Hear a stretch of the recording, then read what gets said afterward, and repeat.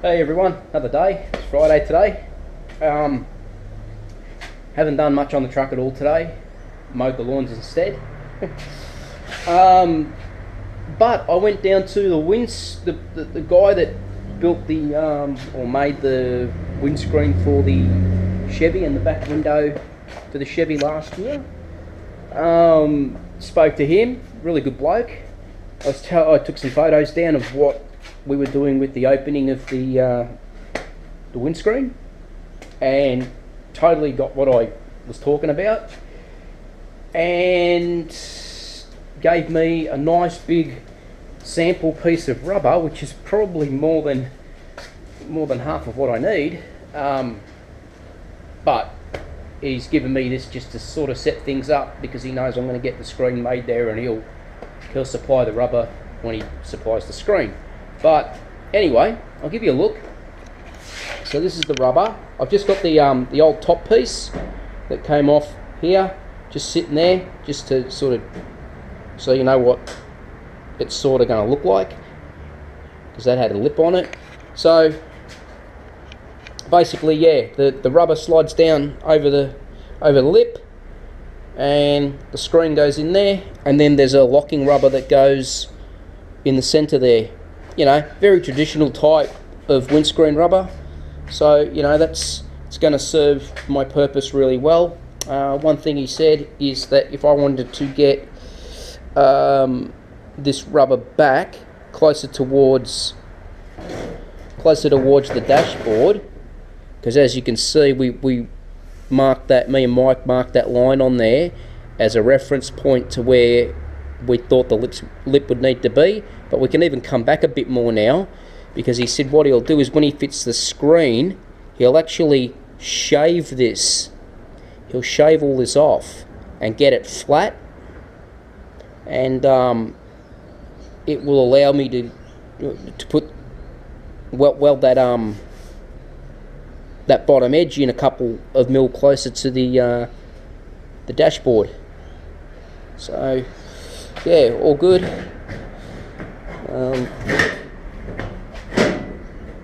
So yeah, I'm quite happy.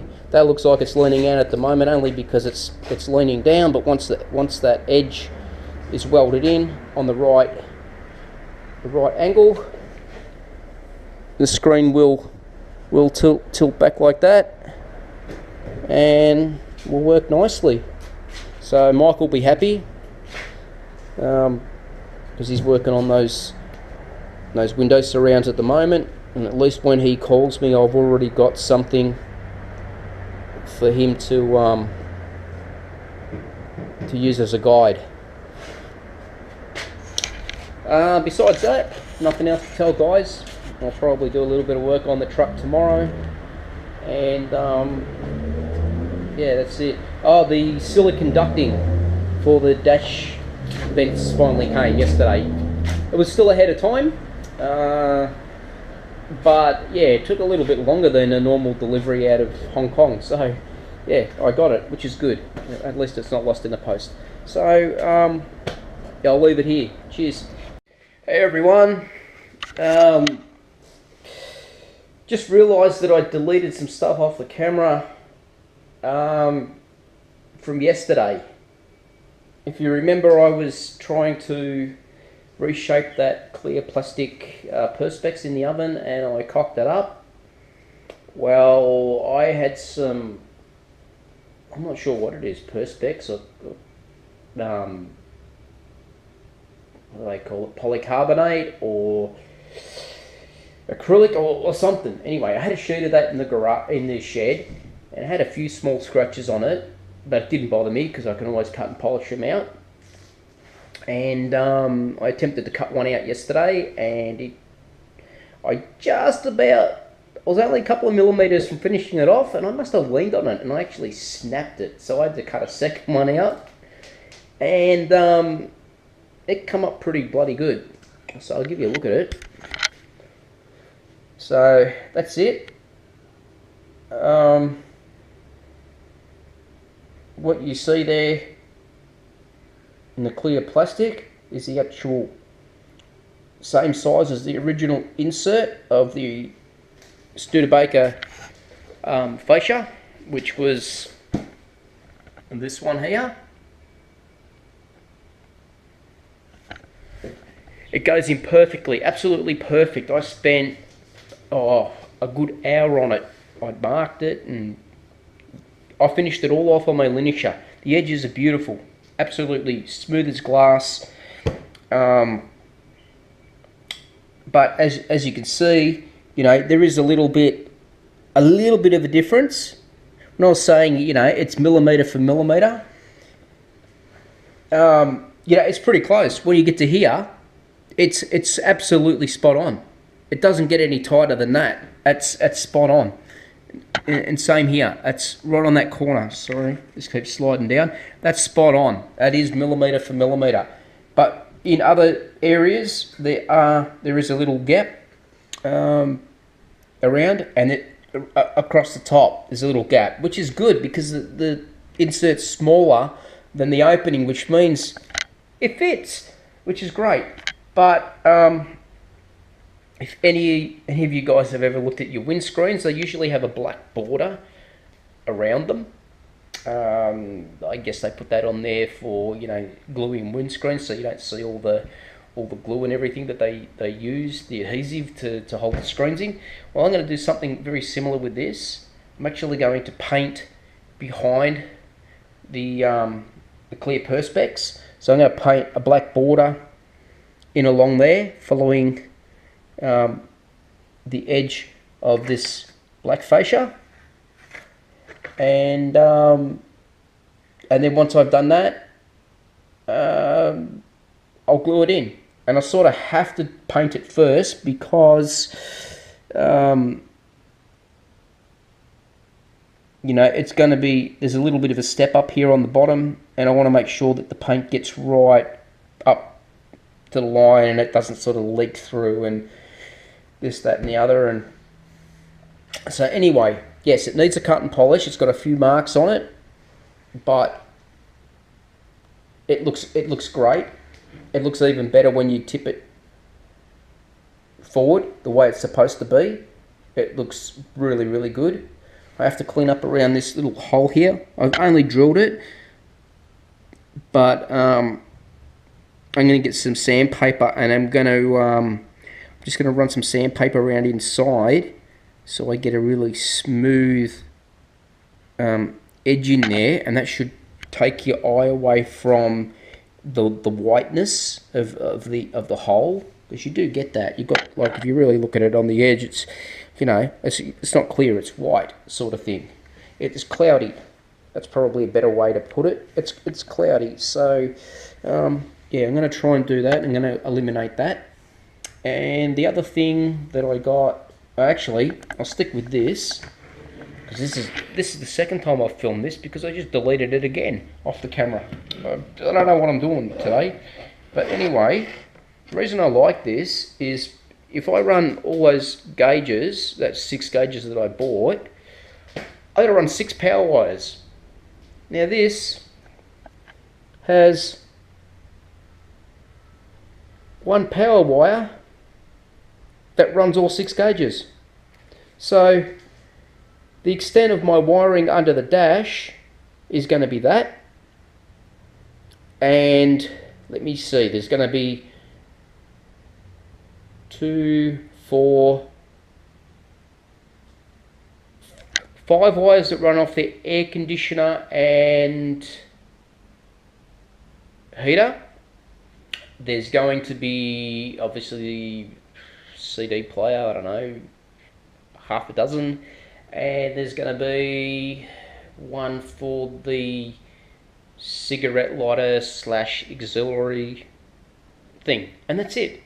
So if I run this cluster, I'm really minimizing the amount of wiring that's required under the dash, and I'm really happy about that. I know this is not everybody's cup of tea, and people would say you're mad, put those gauges in that you bought, but you know what?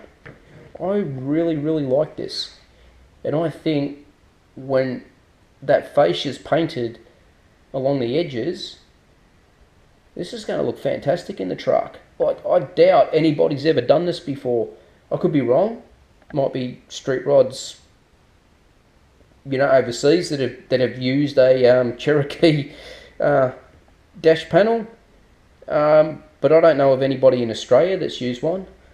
So, yeah, I'm my first wiring attempt. I might actually put this in before I attempt to wire the other gauges in, because if this works, well, shit, I'm going to keep it, and I'll sell the other gauges off and get $300 for those gauges.